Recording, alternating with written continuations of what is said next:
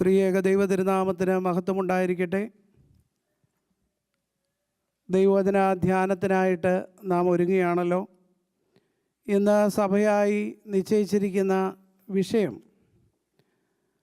Church that needs to be cleansed every day. അനുദിനം ശുദ്ധീകരിക്കപ്പെടേണ്ട സഭ എന്നുള്ളതാണ് ഇന്നത്തെ ധ്യാനത്തിന് വേണ്ടി തന്നിരിക്കുന്ന പ്രത്യേക വിഷയം. Church that needs to be cleansed every day. ഇന്ന് റീഫോർമേഷൻ സൺഡേ ആയിട്ടാണ് സഭ വേർതിരിച്ചിരിക്കുന്നത്. അതിനോടനുബന്ധിച്ചാണ് നാം ഇന്നിങ്ങനൊരു വിഷയം ധ്യാനിക്കുന്നത്. റീഫോർമേഷനെ കുറിച്ച് നമ്മൾ ചിന്തിക്കുമ്പോൾ in 1517 a Protestant Reformation happened under the leadership of Martin Luther, and it has its own feature. When we go through the features of Protestant Reformation, we can see sola scriptura, that means scripture alone. That is one feature. Another sola fide, that means faith alone. Sola gratia, that means grace alone. And solus Christus, that means Christ alone.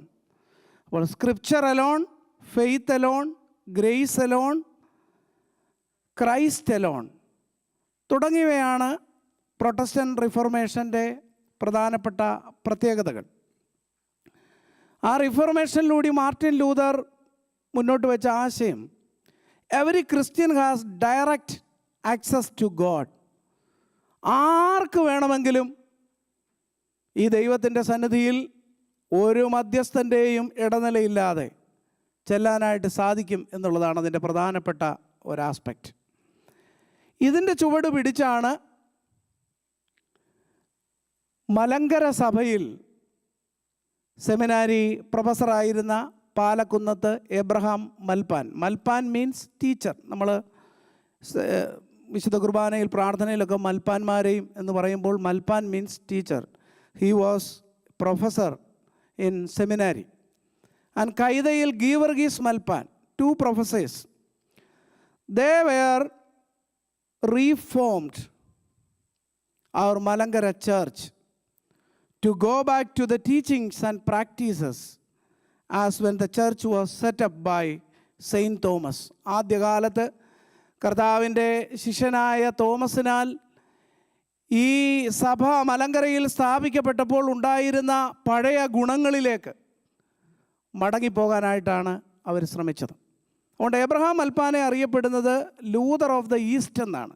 കാരണം ഈ Protestant റീഫോർമേഷനിൽ നിന്ന് ഒരു പ്രേരണ ഉൾക്കൊണ്ടുകൊണ്ടാണ് മലങ്കരയിലെ reformation നടക്കുന്നത്. To amend various teachings that was imposed by Romans in the middle age and later by Jacobites. Malankara സഭയിൽ ആദ്യകാലത്ത് റോമൻ കാത്തലിക് അവരുടെ ഒരു ഇടപെടലും കൊണ്ടും തുടർന്ന് വന്ന ജാക്കബൈറ്റ് അവരുടെ പഠിപ്പീരുകളിൽ നിന്നും വ്യത്യസ്തമായി സഭയെ റീഫോം ചെയ്യണമെന്നുള്ള ആഗ്രഹത്തോടു കൂടിയാണ് ഇതൊക്കെ പരിഷ്കരിക്കാനായിട്ട് മൽപ്പാൻ അച്ഛന്മാർ തീരുമാനിച്ചത്. On the basis of Bible they made suitable changes in the liturgy. നമുക്കറിയാം റീഫോർമേഷൻ്റെ ഫലമായിട്ട് മലങ്കര സഭയിൽ ഉണ്ടായ കാര്യങ്ങളൊക്കെ നമുക്കറിയാം. സിറിയക്ക് ഭാഷയിൽ മാത്രം ലഭ്യമായിരുന്ന വിശുദ്ധ കുർബാന, Saint James liturgy translated to Malayalam, and Malpan അച്ഛൻസ് they celebrated holy communion in Malayalam. And we got a Taxa in Malayalam. And 1836 they celebrated Holy Communion in Malayalam. And they removed certain prayers. That means prayers for the dead. മരിച്ചവർക്ക് വേണ്ടിയുള്ള പ്രാർത്ഥന. And prayers to the saints. പരിശുദ്ധരോട് കൂടിയുള്ള പ്രാർത്ഥന. പരിശുദ്ധരോട് പ്രാർത്ഥിക്കത്തില്ലേ, ഞങ്ങൾക്ക് വേണ്ടി അപേക്ഷിക്കണമേ. ഇങ്ങനെ പരിശുദ്ധർക്ക് വേണ്ടിയുള്ള പ്രാർത്ഥനകളൊക്കെ അങ്ങ് നിർത്തി. ആരും കുർബാന അനുഷ്ഠിക്കാനില്ലെങ്കിൽ, if nobody is there, is need not to celebrate holy communion. That a decision made. ആരും കുർബാന അനുഷ്ഠിക്കാനില്ലെങ്കിൽ കുർബാന ചൊല്ലണ്ട എന്നുള്ള തീരുമാനം. വൈനും ബ്രെഡും സെപ്പറേറ്റ് ആയിട്ട് കൊടുക്കാനുള്ള തീരുമാനം. നേരത്തെ ഒന്നിച്ചായിരുന്നു കൊടുക്കുന്നത്. ഒന്നിച്ചെന്ന് പറഞ്ഞാൽ ഇന്ന് ഞാൻ ഇപ്പോൾ വൈനും ബ്രെഡും ഒന്ന് കൊടുത്തു കഴിഞ്ഞാണ് കൊടുക്കുന്നത്, അങ്ങനല്ല ഞാൻ ഉദ്ദേശിച്ചത്. ഒന്നിച്ചെന്ന് പറയുമ്പോൾ ഒന്നിൽ മുക്കി ആണ് കൊടുക്കുന്നത്. അങ്ങനെയുള്ളത് മാറ്റി അത് രണ്ടാക്കിയ അനുഭവം. Wine bread gave separately. അതുപോലെ ചില പെരുന്നാളുകൾ, റാസകൾ, അതുപോലെ ആവശ്യമില്ലാത്ത അനാചാരങ്ങൾ അതൊക്കെ എടുത്ത് മാറ്റി. ബൈബിൾ സ്റ്റഡിക്ക്, ഫാമിലി പ്രെയർ, പേഴ്സണൽ റിന്യൂവൽ, അങ്ങ് ധാർമ്മികപരമായിട്ടുള്ള ഒരു ജീവിതം, മോറൽ ലൈഫിനൊക്കെ ഇമ്പോർട്ടൻസ് കൊടുത്ത് ഒരു റീഫോർമേഷൻ മലങ്കരയിൽ ഈ മൽപ്പാനച്ചന്മാരുടെ നേതൃത്വത്തിൽ വന്നു. പ്രിയപ്പെട്ടവരെ, ഞാനിത് ആമുഖമായിട്ട് പറഞ്ഞു എന്നേ ഉള്ളൂ. നമ്മൾ ഇന്നത്തെ വേദഭാഗത്തിലേക്ക് വരുമ്പോൾ പ്രധാനമായും old testament text and new testament text. Old testament text, 2 Kings chapter 23 verse commencing from 1 through 6, read by our KKG uncle. There we can see 16th king of Judah, Josiah. 16ാമത്തെ രാജാവായ ജോസിയ രാജാവ്, യോശിയാവ്, അദ്ദേഹം ഏർപ്പെടുത്തിയ റീഫോർമേഷനെ കുറിച്ചാണ് 1-ാം പാഠത്തിൽ രേഖപ്പെടുത്തിയിരിക്കുന്നത്. രണ്ടാമത്തെ ഈ ഏവൻഗേലിയോനായിട്ട് വായിച്ച വേദഭാഗത്തിൽ gospel according to Saint Mark chapter 11 verse 15 through 18 നമുക്കവിടെ കാണാൻ സാധിക്കുന്നത് clears the temple courts. Jesus Christ clears the temple courts. അപ്പോൾ 2 നവീകരണങ്ങൾ നമുക്ക് കാണാം. ഒന്ന് king Josiah and another our Lord Jesus Christ. ഈ 2 നവീകരണങ്ങളിൽ നിന്നുകൊണ്ട് ഞാൻ ചില ചിന്തകൾ പെട്ടെന്ന് പങ്കുവയ്ക്കാനായിട്ട് ആഗ്രഹിക്കുകയാണ്. ഒന്നാമതായി ജോസായ എന്താണ് ചെയ്തത്? Remove idols. 2 Kings chapter 23 verse 4 and 5 നമ്മൾ വായിക്കുമ്പോൾ നമുക്ക് കാണാൻ സാധിക്കും. Josiah ordered to remove of pagan altars and idols from the temple. ആലയത്തിലുള്ളതെല്ലാം, വിഗ്രഹങ്ങളെല്ലാം എടുത്ത് കളയാനായിട്ട് ജോസായ ആവശ്യപ്പെട്ടു. Jesus also done the same thing. He removed commercial exploitation from the temple courts. So dearly beloved, what is an idol? An idol is anything that competes with God for our devotion is an idol. It may be materialism, self-glory, tradition, sinful habits. നമ്മുടെ ഹൃദയത്തിൽ ദൈവമല്ലാതെ നമ്മൾ എന്തിനൊക്കെയാണ് പ്രാധാന്യം കൊടുക്കുന്നത്? ദൈവത്തെക്കാൾ വലുതിന് എന്താണ് നാം പ്രാധാന്യം കൊടുക്കുന്നത്? അതെല്ലാം വിഗ്രഹങ്ങളാണ്. അത് മെറ്റീരിയലിസം ആകാം, സെൽഫ് ഗ്ലോറി ആകാം, ട്രഡീഷൻസ് ആകാം, സിൻഫുൾ ഹാബിറ്റ്സ് ആകാം. അതെല്ലാം വിഗ്രഹങ്ങളാണെന്ന് കാണാനായിട്ട് സാധിക്കും. അപ്പോൾ രാജാവ് എന്താണ് ചെയ്തത്? വിഗ്രഹങ്ങളെ മാറ്റിക്കളഞ്ഞു. ദൈവത്തിനേക്കാൾ ആരാധിക്കുന്ന വിഗ്രഹങ്ങളെ എടുത്തു മാറ്റുന്നതായിട്ട് നമുക്ക് കാണാനായിട്ട് സാധിക്കും. നമ്മുടെ മലങ്കര സഭയിൽ നവീകരണ സമയത്ത് മാരാമൺ ചർച്ചിൽ ഒരു പ്രതിമയുണ്ടായിരുന്നു. അതിൻ്റെ പേര് മുത്തപ്പൻ എന്നാണ്. They were celebrated a festival. That festival was known as Muttappan festival by using a wooden idol shape of a human. അതാരായിരുന്നു? പണ്ടങ്ങാണ്ട് വന്ന ഒരു ഫോറിൻ ബിഷപ്പിൻ്റെ 1685 വിസിറ്റ് ചെയ്ത ഒരു foreign ബിഷപ്പിൻ്റെ പ്രതിമയാണ്.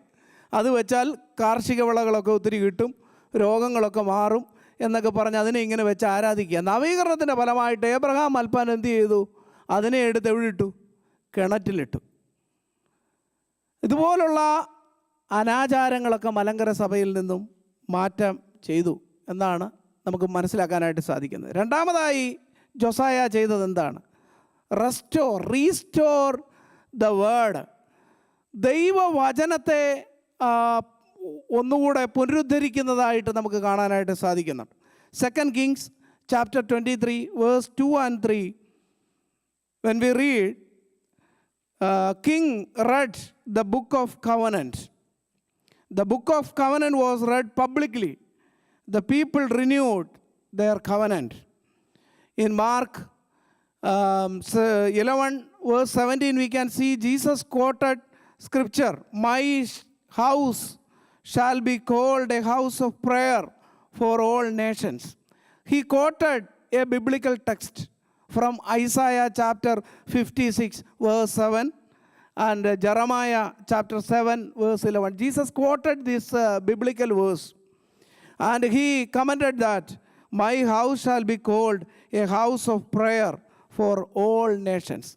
Here Josiah read the book of covenant in front of people. Dearly beloved, cleansing begins when the word of God restored. Church must learn and apply the word of God in their daily life. Have you read Bible today? It is a question. Are you reading Bible regularly in your family prayer? Do you have a personal meditation? Do you have a time to encounter the word of God daily? Are you trying to reflect various experiences of your life in the light of the word of God? So we wanted to restore the word. Malankara സഭയിലും അതാണ് നടന്നത്. ദൈവവചനത്തിൻ്റെ അടിസ്ഥാനത്തിലാണ്. നമ്മുടെ വിശുദ്ധ കുർബാനയിലെല്ലാം നിങ്ങൾക്ക് നോക്കുമ്പോൾ കാണാൻ സാധിക്കും, വിശുദ്ധ വേദപുസ്തകത്തിൽ നിന്ന് എടുത്തിട്ടുള്ള പ്രാർത്ഥനകളാണ്. അതുകൊണ്ടാണ് മാർട്ടിൻ ലൂതറും പറഞ്ഞത് സ്ക്രിപ്ചർ എലോൺ എന്ന് പറയുന്നത്. അടുത്തത് ജോസായ ചെയ്തത് എന്താണെന്നറിയാമോ? Reform the practices. അവിടുത്തെയുള്ള ആചാരങ്ങളെയൊക്കെ ഒന്ന് നവീകരിച്ചു. 2 Kings chapter 23 verse 5 and 6. Josiah removed false priests and destroyed unholy objects. Jesus Christ also stopped trade and exploitation, dishonest trade and exploitation. So when we are living in this world, how you live, we have to live in this world to serve others. അന്നത്തെ കാലത്തും ഉണ്ടായിരുന്ന ഈ ആചാരങ്ങളൊക്കെ മറ്റുള്ളവരെ ചൂഷണം ചെയ്യാൻ വേണ്ടിയുള്ളതായിരുന്നു. Martin ലൂതറും ഈ Protestant റിഫോർമേഷനിൽ ചെയ്തത് എന്തുവാ? എന്തെങ്കിലും പാപപരിഹാരത്തിനുള്ളത് എന്തെങ്കിലും കൊടുത്താൽ പാപം പരിഹരിക്കപ്പെടും എന്നുള്ള ഒരു ചിന്തയാണ്. എന്തെങ്കിലും പാപം ഏറ്റുപറയണമെന്നുണ്ടെങ്കിൽ പുരോഹിതനോട് ഏറ്റുപറയുക. ആ പ്രൈവറ്റ് കൺഫെഷനൊക്കെ എടുത്തു മാറ്റി നവീകരണത്തിൻ്റെ ഒരു ഫലമായി. കുംഭസാര, അതായത് പുരോഹിതനോട് വന്ന് തെറ്റുകളൊക്കെ പറയുക. ജോസായയുടെ കാലത്തൊക്കെ ഫോൾസ് പ്രീസ്റ്റൊക്കെ ഉണ്ടായിരുന്നു. അവരത് മുതലെടുക്കുമായിരുന്നു. അങ്ങനെയുള്ളവരെ എല്ലാവരെയും ഒഴിവാക്കുന്നതായിട്ട് നമുക്ക് കാണാനായിട്ട് സാധിക്കുന്നു. Reform the practices. അവിടെയുള്ള ആചരണങ്ങളൊക്കെ അത് പുതുക്കുന്നതായിട്ട് നമുക്ക് കാണാനായിട്ട് സാധിക്കുന്നു. ഏറ്റവും ലാസ്റ്റിൽ എന്തിനാണ് ഇതെല്ലാം ചെയ്തത്? To renew the mission. When we read 2 Kings chapter 23 verse 3, we can see people committed themselves to follow the Lord. They took a decision, we will follow the Lord. After the reformation of Josiah, people took a decision, we will follow the Lord. പ്രിയപ്പെട്ടവരെ, കർത്താവായ യേശു ക്രിസ്തുവിൻ്റെയും ശുശ്രൂഷയുടെ എന്തിനാവൻ temple clear ചെയ്ത്, എന്തിനാവൻ ദൈവരാജ്യം പ്രസംഗിച്ചത്? ഒറ്റ ഉദ്ദേശമേ ഉള്ളൂ. എന്താണ്? Renew the mission. Renew the mission. നമ്മുടെ ഉത്തരവാദിത്വം നമ്മൾ മറന്നു പോകാനായിട്ട് പാടില്ല. If you are not participating in God's mission, God will do his mission by using other people. But the problem is you cannot participate in that mission.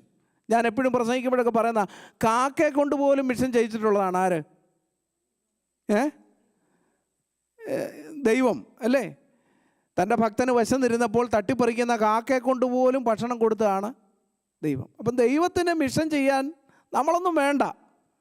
പക്ഷേ വേറെ ആളിനെ ഉപയോഗിക്കുമ്പോൾ എനിക്കതിൽ പങ്കെടുക്കാനായിട്ട് സാധിച്ചില്ലല്ലോ എന്നൊരു ദുഃഖം നമുക്കുണ്ടാവാൻ, എൻ്റെ ആയുസ് വൃദ്ധമായി പോയി, I spend my all time in a meaningless way എന്ന് പറയാനായിട്ട് നമുക്ക് സാഹചര്യം ഉണ്ടാവരുത്.